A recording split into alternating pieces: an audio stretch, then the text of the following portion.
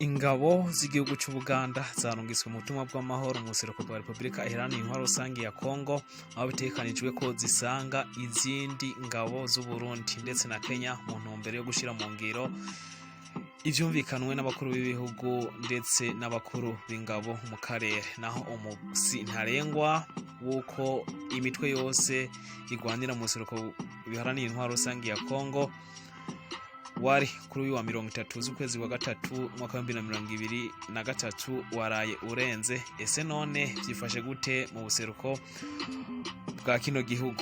Turaraba kandi ingabo zitatu z'umutwe wa ADF ngo harimo n'umurundi zoba zarishe igenekerezo rya 29 z'ukwezi wa gatatu mwaka wa 2023 hagati y'ibikorwa vya gisirikare vya FARDC ndetse n'ibikorwa vya gisirikare vya EPDF. Ikaze mu makuru twaguteguriye.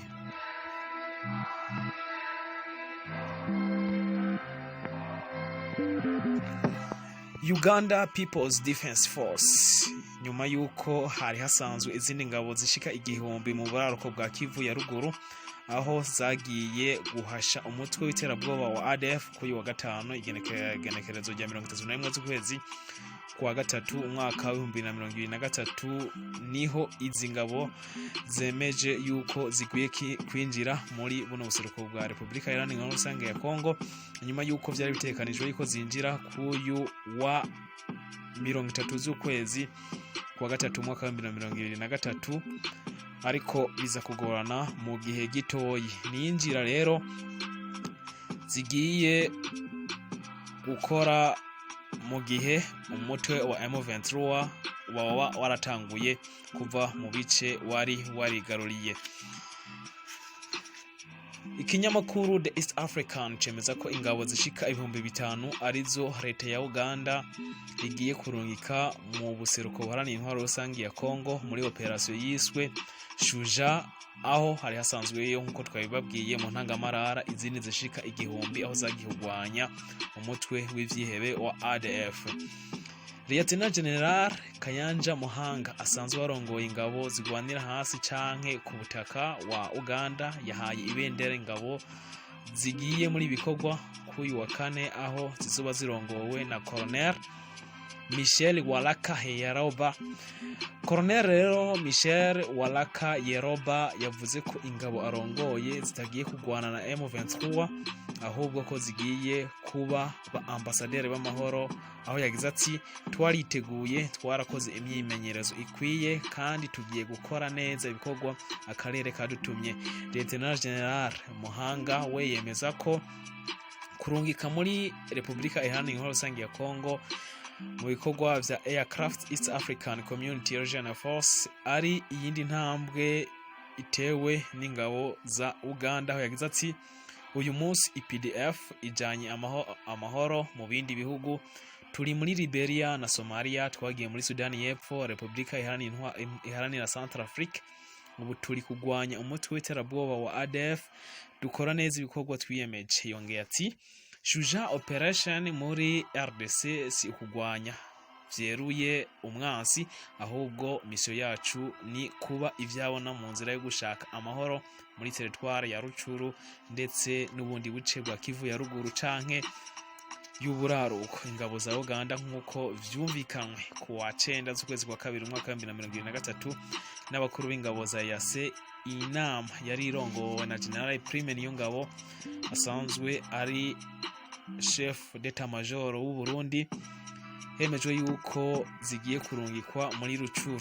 Rucuru ni territoire umutwe wa M23 watanguye gufata, ahasanzwe hari n'agasagara kabonagana katanguye gufatwa ku wa 13 z'ukwezi kwa gatandatu umwaka wa 2022, ndetse ni na umwaka nyene ingabo za M23 zatanguye kurondera kuganza ibindi bice. Mu inama rero y'abakuru b'ibihugu b'abakuru b'ingabo hemejwe yuko Burundi buzogenzura ubuce bwa Sake, Kiroriwe na Kicanga, aho ndetse n'ingabo zatanguye gushika muri bine bice.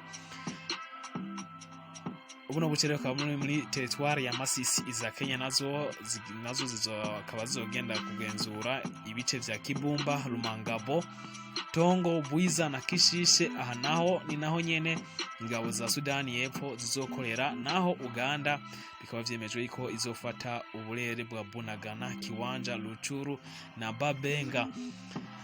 Urongoye district ya Kisoro we isanzwe iri muri Uganda, we yizeye ko inyuma yuko ingabo za Uganda zigiye gufasha mu kugorondera amahoro muri Ruchuru bizotuma urudandazwa rwa RDC na Uganda biciye ku mupaka wa Bunagana ruduga ndetse rugenda neza. Abel Bizimana ati turizeye neza ko inzira ya Bunagana Goma izongera kuba nyabagendwa inyuma y'ingabo za IPDF kugenzura ubu buce, ndetse n'urudandazwa rushobora kongera kuduga.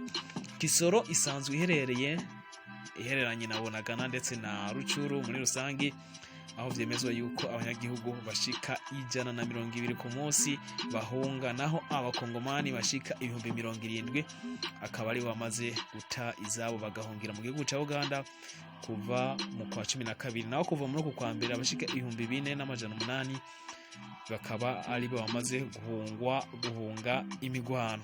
Meze uko mu gihe kuri wa 30 z'ukwezi kwa 3 umwaka wa 2023 ariho vyari vyemejwe n'inama y'ingabo z'abakuru bakarere ko ari umunsi ntarengwa umuhari wa M23 uzo wavuye mu bice vyose wigaruriye, ariko kugeza kuri wa 30 z'ukwezi kwa 3 umwaka wa 2023 nk'uko vyandikwa na actualité.cd ngo hari ibice izi ngabo zitari bwavemwo muri vyo, ngo Bunagana nkuko twabibabwiye akaba ari cyo gisagara cyatanguye gufatwa n'ingabo za M23 ngo iri muri vyo.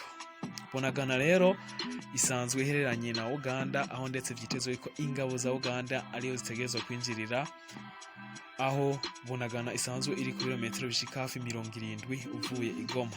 Ndetse Jeff Nyaga arongoye ibikorwa vya aircraft yari yagiye kubakira kuri wa 4, ariko vyaje kumenyekana yuko zino ngabo za Uganda zitari buze, aho yaciye rero akoresha inama n'abandi basirikare basanzwe bari muri Kenya kuvyerekeye ubutumwa bw'amahoro bagiyemwo muri kino gihugu. Mu nama zakozwe mu kwezi kwa 2 vyemejwe ko imitwe yose iri muri RDC yafashe ubuce yategerezwa kuburekura kugeza kuri wa 30 z'ukwezi kwa 3 umwaka wa 2023.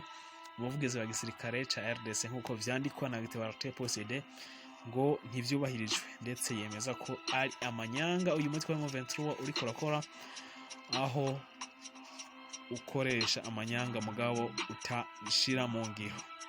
M23 bikunze kwagirizwa yuko yoba ifashwa na leta y'u Rwanda, mu gihe leta y'u Rwanda nayo ibihakana, ahubwo ikagiriza Republika Iharanira Intwaro Rusange ya Congo gufasha umuhari wa M23.